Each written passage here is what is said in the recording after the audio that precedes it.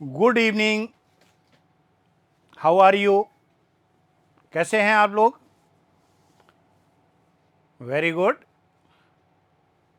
Linking laws में फिर से आपका स्वागत। जैसा कि आपको पता है कि लिंकिंग लॉज कोई ना कोई एक ऐसा कंसेप्ट लेकर के आता है जो हर एक स्टूडेंट के लिए जो इंग्लिश का एग्ज़ाम देने वाला है, इंग्लिश जिसके कोर्स में है, निश्चित रूप से उसको फ़ायदा होने वाला है।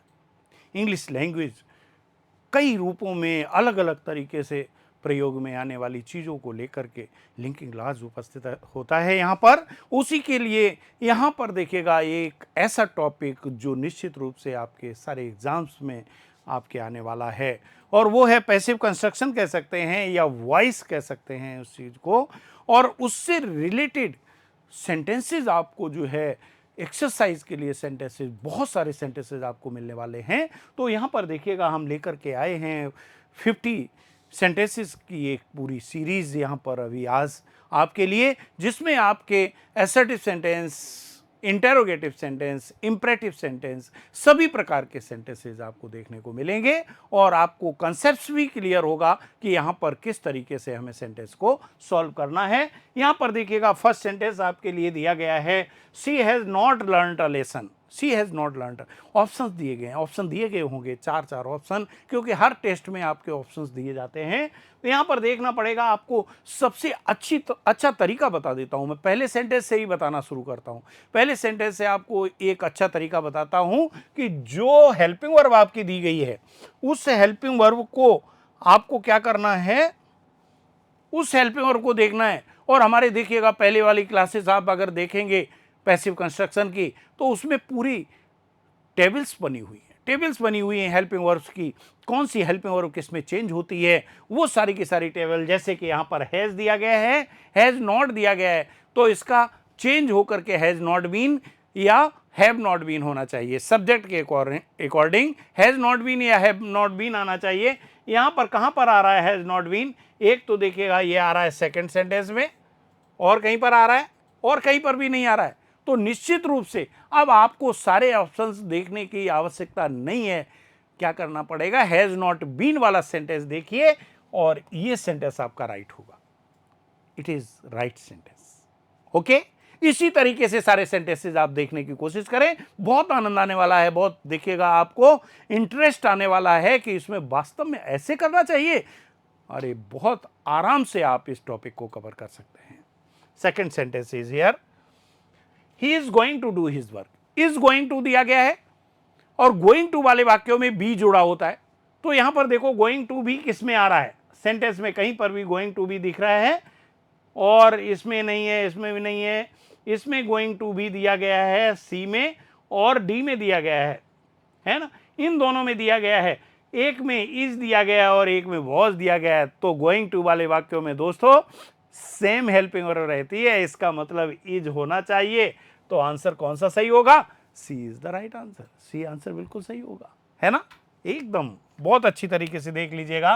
Mohan will have written an essay, will have दिया गया है। देखो आप विल हैव बीन कहां पे आ रहा है, देख लो सेंटेंसेस में विल हैव बीन कहीं पर भी आ रहा हो, वही सेंटेंस आपका राइट होगा। विल हैव बीन पहले में आ रहा है और कहीं पर भी नहीं आ रहा है। आंसर कौन सा सही हुआ? ए इज द राइट आंसर। अरे भाई बहुत फायदा मिलने वाला है आपको। विल हैव दिया गया है, विल हैव का मतलब है विल हैव बीन आएगा और कुछ नहीं आने वाला है ना। So A is the right answer. Next number, have you sung a song.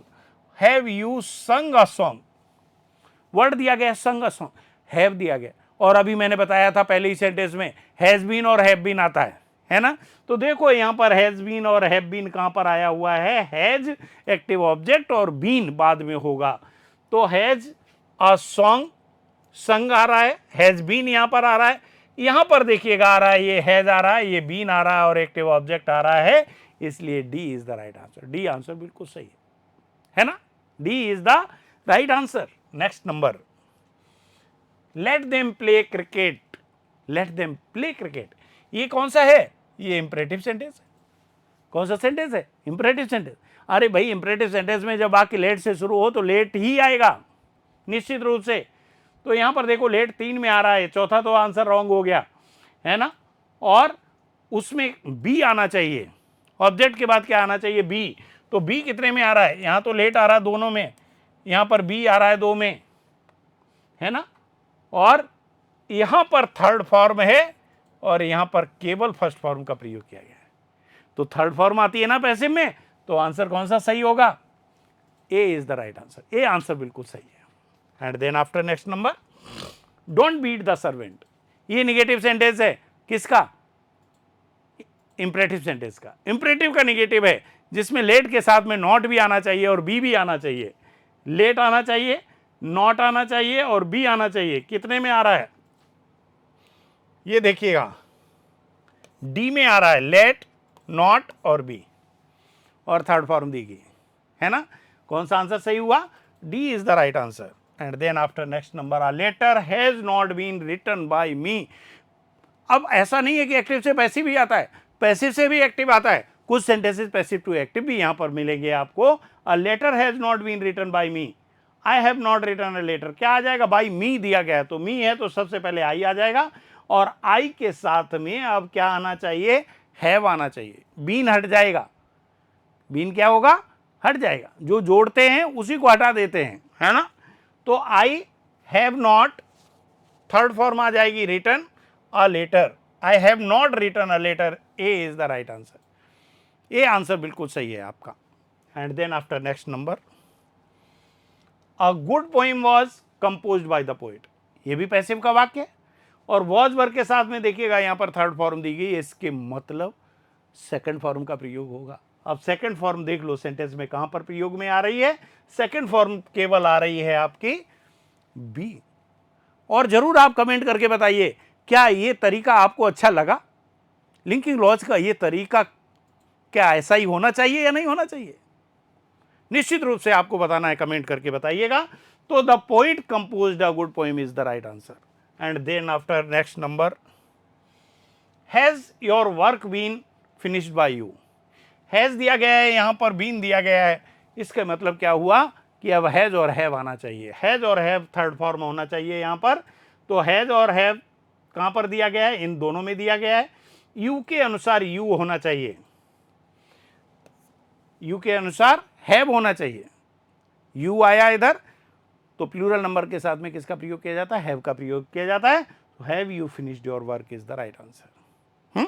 And then after next number 10, let a sweet song be sung, let a sweet song be sung, let दिया गया है, मालूम है आपको passive construction का वाक्य है, late और बी दोनों दिए हुए हैं, इन दोनों को हटा देंगे और संग जो थर्ड फॉर्म है पहले उसे चेंज कर देंगे किसमें, फर्स्ट फॉर्म में, और ऑब्जेक्ट लिख देंगे।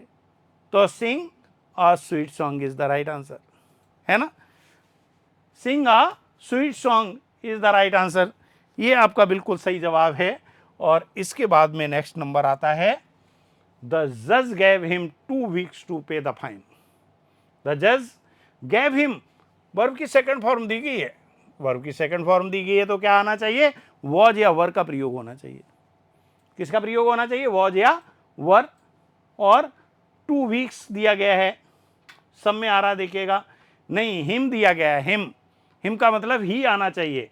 अब ही कहां पर दिया गया है और उसके साथ वॉज वर दिया है या नहीं दिया गया है, he was given 2 weeks to pay the fine by the जज, B is the right answer, क्योंकि जब सेकंड फॉर्म होती है तो वॉज या वर आता है, वॉज या वर का प्रयोग किया जाता है। And then after next number, I showed her the easiest way, और यहां पर देखिएगा हर दिया गया है, ये इनडायरेक्ट ऑब्जेक्ट दिया गया है, इनडायरेक्ट ऑब्जेक्ट को सबसे पहले लाने की कोशिश करते हैं, मैंने नियम में बताया है, रूल्स में बताया है कि क्या आना चाहिए, जब कहीं पर भी दोनों ऑब्जेक्ट साथ में दिए गए हों, इनडायरेक्ट और डायरेक्ट ऑब्जेक्ट, तो इनडायरेक्ट ऑब्जेक्ट से वाक्य को बनाना ज़्यादा बेटर रहता है।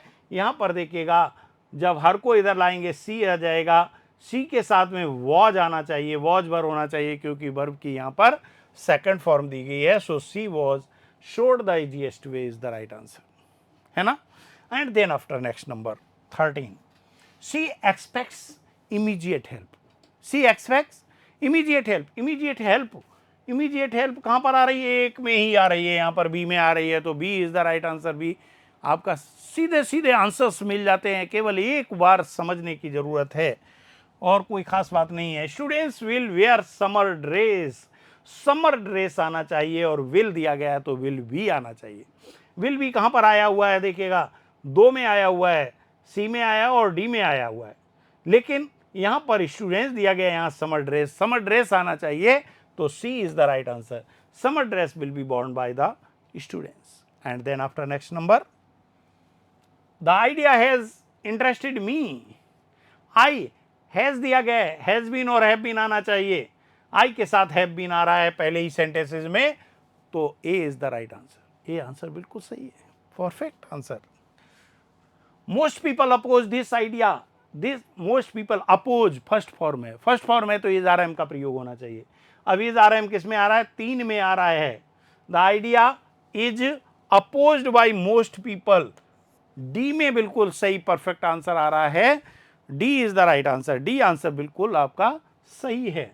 And then after 17 children are damaging the garden, the garden आ जाएगा और आर दिया गया है इसलिए इज बीइंग, एम बीइंग या आर बीइंग में से कोई आ जाएगा, तो इज बीइंग आना चाहिए। इज बीइंग कहां पर आ रहा है, डी में आ रहा है, तो D is the right answer, D answer बिल्कुल सही है ना, डी में आ रहा है तो डी आंसर राइट है। इसके बाद आता है what did we write, he write, what did he write. अब क्या है, what was written by, did दिया गया है तो वॉज वर्ब का प्रयोग हो जाएगा। किसका प्रयोग होगा, वॉज वर्ब का, तो what was written by him, what was written by him is the right answer, ठीक है।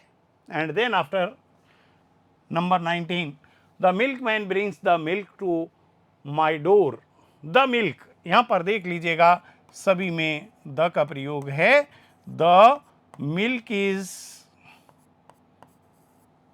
Being, the milk is are am का प्रयोग, ब्रिंग्स फर्स्ट फॉर्म दी गई है, फर्स्ट फॉर्म जब होती है तो इज आर एम का प्रयोग होता है और थर्ड फॉर्म आ जाती है।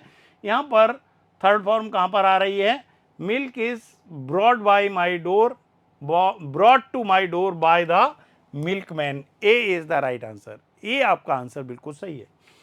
इसके बाद आता है next number, dogs, dogs guard the warehouse, क्या दिया गया है, dogs guard the warehouse, the warehouse, अब गार्ड दिया गया है, ये फर्स्ट फॉर्म है, फर्स्ट फॉर्म है तो इज आर एम का प्रयोग होना चाहिए, is guarded by the dogs, the warehouse is guarded by the dogs is the right answer. Then after next number, this hotel serves, this hotel serves meal till 10:30 PM, meal serves फिर आ गया, यहां पर देखिएगा serves आया है, जो तरीका मैंने बताया वो लास्ट तक आपको वो तरीका मिल जाएगा, देखने में आ जाएगा, तो यहां पर आना चाहिए इज आर एम का प्रयोग होना चाहिए और वो इज आर एम किस में आ रही है, सी में आ रहा है, meal is serve till 10:30 PM by this hotel, okay. And then after 22, the watchman called the police, और कॉल्ड सेकंड फॉर्म आ गई, सेकंड फॉर्म आ गई तो वॉज वर्ब का प्रयोग होगा और वो वॉज वर्ब किसमें दिया गया है, वो दिया गया है ऑप्शन डी में, so D is the right answer.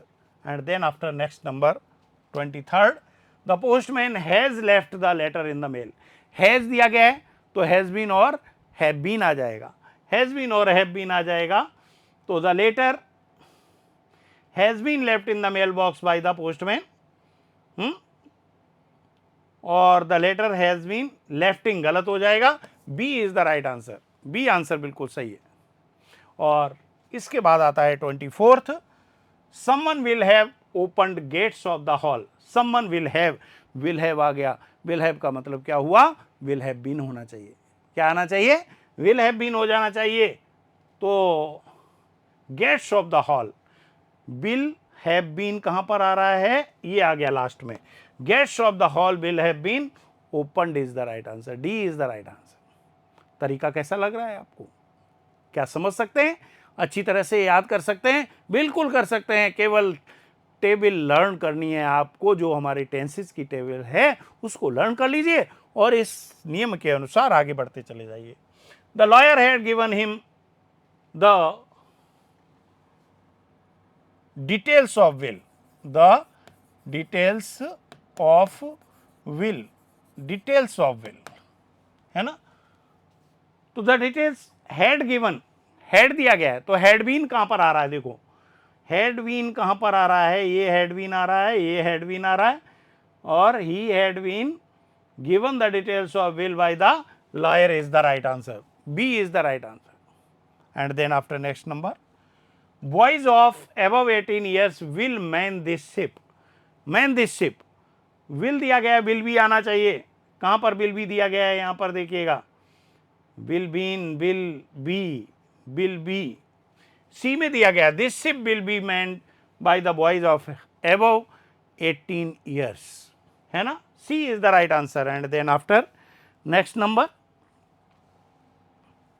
This laundry में वॉश वूलन क्लॉथ, में आ गया, में आ गया तो क्या आना चाहिए, मे भी आना चाहिए, क्या आना चाहिए, मे भी कहां पर दिया गया है, सेकंड में दिया है, थर्ड में दिया है, बस दो में दिया गया है, सेकंड में वॉशिंग दिया गया है, आईएनजी फॉर्म दी गई है, जबकि सी में थर्ड फॉर्म दी गई है, और थर्ड फॉर्म होती है पैसिव कंस्ट्रक्शन में, याद रखिएगा इस चीज को, जब दो चीजें मिल जाए ना तो उन्हीं दोनों सेंटेंसेस को देखना है, आपको आगे देखने की जरूरत नहीं है, है ना।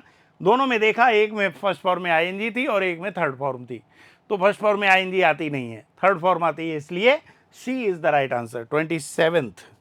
And then after next number, a high salary will be offered, अब देखिएगा पैसिव आ गया, विल भी दिया गया है, विल भी दिया है, इसका मतलब क्या करना है, हमें विल या शैल का प्रयोग करना है, we shall offer a high salary to a really suitable applicant, है ना, a really suitable applicant will be offered a high salary, passive construction का वाक्य हो गया, वी शैल हैव ऑफर्ड और वी मे, कौन सा आंसर सही हो जाएगा, A is the right answer, will be की जगह क्या आ जाएगा, विल का प्रयोग हो जाएगा, पैसिव से एक्टिव बन गया, 28th।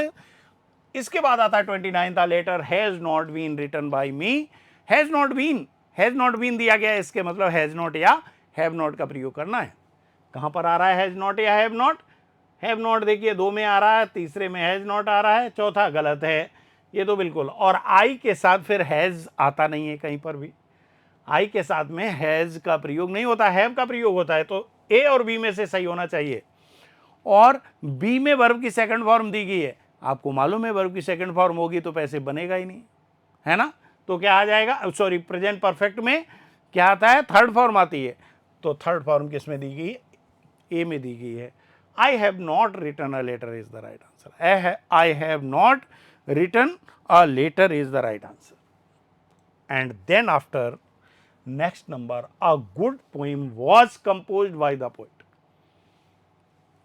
क्या आप बताएंगे, जरूर बताना कि ये वॉज दिया गया है तो पैसिव से एक्टिव बनाते समय हम किसका प्रयोग करते हैं, वॉज जब होता है तो पैसिव से एक्टिव बनाते समय क्या करते हैं, बताऊं मैं, वर्ब की सेकंड फॉर्म का प्रयोग करते हैं, और वर्ब की सेकंड फॉर्म यहां पर सेंटेंस में हमें देखनी पड़ेगी, कहां पर दी गई है, पहले में नहीं है, तीसरे में नहीं है, चौथे में नहीं है, बी में दी गई है, बी में दिया गया है the poet composed a good poem, so B is the right answer, इसलिए बी आंसर बिल्कुल सही है ना, बी आंसर बिल्कुल सही है, आप चिंता मत करें, इस तरह से आप बना करके प्रोसेस करके देखिए और फिर चेक करिए सारे सेंटेंसेस, क्या वास्तव में ये जो तरीका है वो आपका बिल्कुल सही हो रहा है या नहीं हो रहा है।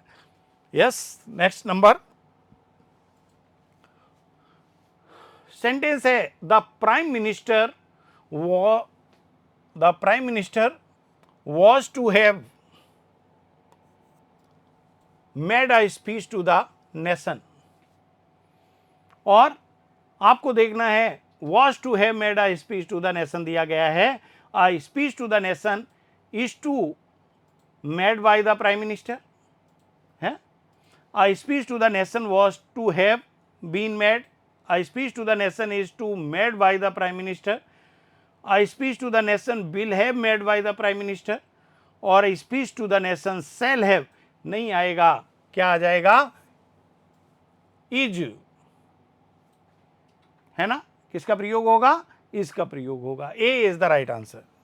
Then after next number sentence है, a high salary will be offered, अब विल बी ऑफर्ड आ गया, ये पैसिव का वाक्य आ गया, विल बी, तो जब विल बी होता है तो मैंने बताया था विल या सेल का प्रयोग होता है और फर्स्ट फॉर्म आती है उसमें, तो यहाँ पर देखिएगा we shall offer a high salary to a really suitable applicant, और a really suitable applicant will offer, offer आएगा नहीं, फर्स्ट फॉर्म दी गई है यहाँ पर, बिल्कुल ठीक है। ये वी शैल हैव ऑफर्ड नहीं आएगा, वी मे नहीं आएगा, क्योंकि विल भी दिया गया है तो केवल विल और शैल का प्रयोग होगा। A high salary will be offered to a really suitable applicant, और really suitable applicant will offered a high salary. We shall offer a high salary to a really suitable applicant. A is the right answer. And then after next number, the let the child be brought in, ये भी passive का वाक्य है। let भी दिया गया है और be भी दिया गया है, तो इन दोनों को ही हटाना है ना। brought in दिया गया है तो क्या आ जाएगा, सबसे पहले bring आ जाएगा, bring in the child। क्या बच गया, bring in the child। B is the right answer, क्योंकि थर्ड फॉर्म को किसमें चेंज करना है, फर्स्ट फॉर्म में। लेट और बी को हटा देना है, लेट और बी को हटाएंगे तो फर्स्ट फॉर्म का प्रयोग यहां पर आ जाएगा। And then after next number, the we have not heard of this decision, we have not heard, have not दिया गया तो have not, has not been आ जाएगा। कहां पर दिया गया है हैज नॉट बीन, पहले में भी है, एक में ही दिया गया है। This decision has not been heard by us is the right answer, है ना। And then after 35, you will be met at the station, you will be met passive है। जब भी देख लीजिए आप, जो टेबल आपकी बनी हुई है उस टेबल में पैसिव वाला अगर कोई हेल्पिंग वर्ब आ रहा है तो उसको एक्टिव वाले में बदल दीजिए, एक्टिव वाला है तो पैसिव वाले में बदल दीजिए, दैट्स ऑल, है ना। विल भी दिया गया है यहाँ पर, विल या शैल आना चाहिए, तो someone will meet you at the station, answer कौन सा आ जाएगा, A is the right answer. Next number 36, we must give him an explanation, him और an explanation दो दिए गए हैं यहाँ पर, और must दिया गया तो must भी आना चाहिए। कहाँ पर है must भी, देखिए कहाँ पर दिया हुआ है, दो में दिया गया है, B में दिया गया है और D में दिया गया है, और यहाँ पर जो है he must be given an explanation by us is the right answer, B is the right answer. Then after है the organisers did not expect him to win, did not दिया गया है तो वॉज नॉट या were not आएगा, was not या were not कहाँ पर दिया गया है, और हिम दिया गया है तो ही आना चाहिए, he was not expected to win by the organizers, A is the right answer. Object भी तो देखना पड़ेगा कि ऑब्जेक्ट जो सब्जेक्ट की जगह पर आ रहा है उसमें क्या आ रहा है। और इसके बाद में how do some people learn, how do does दिया गया है, इज आर एम का प्रयोग होगा। इज आर एम कहां पर आ रहा है, दो में आ रहा है। How do some people learn languages so quickly, how quickly are languages learn by some people, और how are some people being learning languages so quickly, और हाउ आर लैंग्वेजेज लर्नड सो।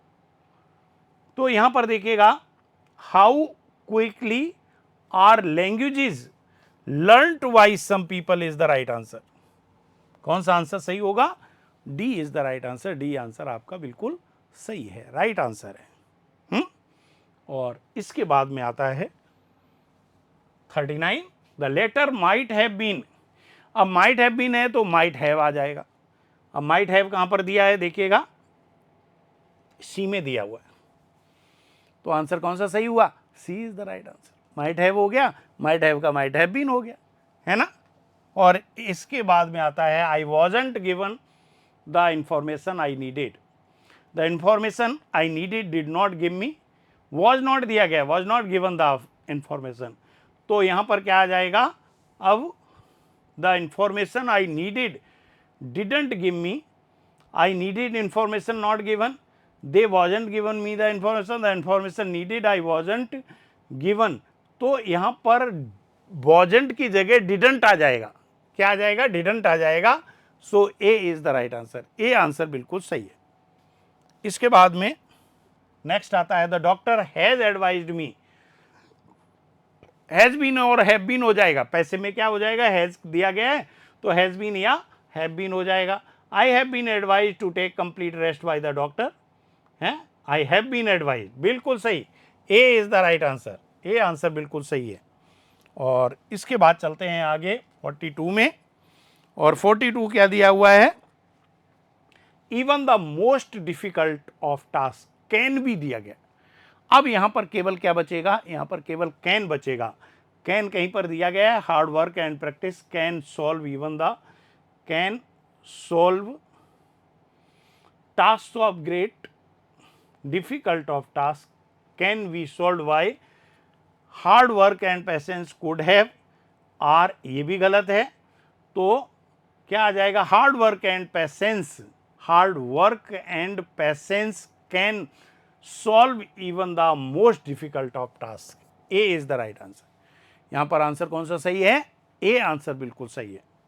और इसके बाद में आता है our host treated us, treated आ गया, ट्रीटेड का मतलब हो गया वर्ब की सेकंड फॉर्म, वॉज वर्ब का प्रयोग होगा पैसिव कंस्ट्रक्शन में। अब वॉज वर्ब कहां पर आ रहा है, वेरी पोलाइटली वर, गलत है, we were treated very politely by our host, और बीइंग गलत हो जाएगा, B is the right answer. ये बी आंसर बिल्कुल सही है ना। और इसके बाद में आता है next number 44, this shop sells books, sells दिया गया, इज आर एम का प्रयोग होगा, और बुक्स के साथ में आर आ गया, आर और थर्ड फॉर्म आ गई, sold in this shop is the right answer, बिल्कुल सही, A is the right answer, A answer बिल्कुल सही है। और इसके बाद में आता है sentence number 45, mother has cooked the dinner, mother has cooked the dinner, तो द डिनर आ जाएगा, क्या आएगा, द डिनर, हैज दिया गया, हैज बीन या हैव बीन आएगा, क्या जाना चाहिए, डिनर के अनुसार हैज बीन आएगा, और हैज बीन कहां पर दिया हुआ है, दो में दिया हुआ है बी और सी में, और एक में कुकिंग दिया है और एक में कुक्ड दिया है, तो C is the right answer. ये डिफ्रेंशिएट भी करना पड़ेगा साथ ही साथ, कुकिंग क्यों नहीं आएगा, क्योंकि पैसिव में थर्ड फॉर्म आती है, आईएनजी फॉर्म आती ही नहीं, या कोई भी फॉर्म नहीं आती है, वर्ब की थर्ड फॉर्म का प्रयोग किया जाता है। और इसके बाद में आता है 46, समवन गैव हर अ बुलडॉग, गैव हर अ बुलडॉग, हर दिया गया है, यहां पर सी आना चाहिए, और गैव है तो वॉज और वर होना चाहिए, और वॉज और वर कहां पर दिया गया है, वॉज और वर दिया जा रहा है, she was given a bulldog, by someone लगाने की जरूरत नहीं होती है, because it is understood subject. Understood subject को बार बार लिखना जरूरी नहीं होता, बाई से जोड़ना जरूरी नहीं होता, छोड़ देते हैं, समवन है, नो वन है, नोबडी है, समबडी है, पुलिस है, पीपल है, दे है, ये अंडरस्टूड सब्जेक्ट्स होते हैं, और इनको बाई से जोड़ना जरूरी नहीं होता है, A is the right answer. And then after next number, Mona was writing a letter to her father, was writing a letter to her father, a letter दिया गया है और यहाँ वॉज राइटिंग दिया गया है, तो वॉज वर तो रहेगा ही, साथ में बीइंग जुड़ेगा, तो वॉज बीइंग या वर बीइंग का प्रयोग कहां पर हो रहा है, वॉज बीइंग और वर बीइंग का प्रयोग हो रहा है सी में, option number C, was being written by Mona, ठीक है, to her father is the right answer, a letter was being written by Mona to her father is the right answer, एकदम बिल्कुल सही जवाब है। और इसके बाद आता है नंबर 48, 48 नंबर में क्या दिया गया है, the child broke the mirror, broke दिया गया है, यहाँ पर वर्ब की सेकंड फॉर्म दी गई है, सेकंड फॉर्म का मतलब है वॉज और वर का प्रयोग करना और थर्ड फॉर्म लगानी है, यहाँ पर वॉज वर के साथ थर्ड फॉर्म कहां पर आ रही है, the mirror was broken by the child is the right answer, यानी B is the right answer, B answer बिल्कुल सही है, एकदम राइट आंसर है, परफेक्ट है ना। और इसके बाद आता है 49 number, send these letters by the registered post, send first form of the main verb, send first form of main verb दी गई है, यहां पर let का प्रयोग होगा, और let देखिएगा दो में आ रहा है, एक तो C में आ रहा है और एक D में आ रहा है, let B का प्रयोग कहां पर किया गया है, C में किया गया है, सो C is the right answer, C answer बिल्कुल सही है ना, C आंसर एकदम राइट है। और इसके बाद में आता है last question, concluded question, we must not look down on the poor, must not दिया है, must not be होना चाहिए, must not be कहां पर आ रहा है देखिएगा, फर्स्ट में नहीं है, सेकंड में है और फोर्थ में है, सेकंड और फोर्थ में है, the poor must not be looked on by us और the poor must not be looked. यहां पर मस्ट नॉट बी दिया गया है और यहां पर भी मस्ट नॉट बी दिया गया है। Looked down on the, look down on by us is the right answer. Must not B look down on, वहां पर डाउन नहीं दिया था, उसमें केवल लुक डाउन दिया था और यहां पर लुक डाउन दिया गया है ना।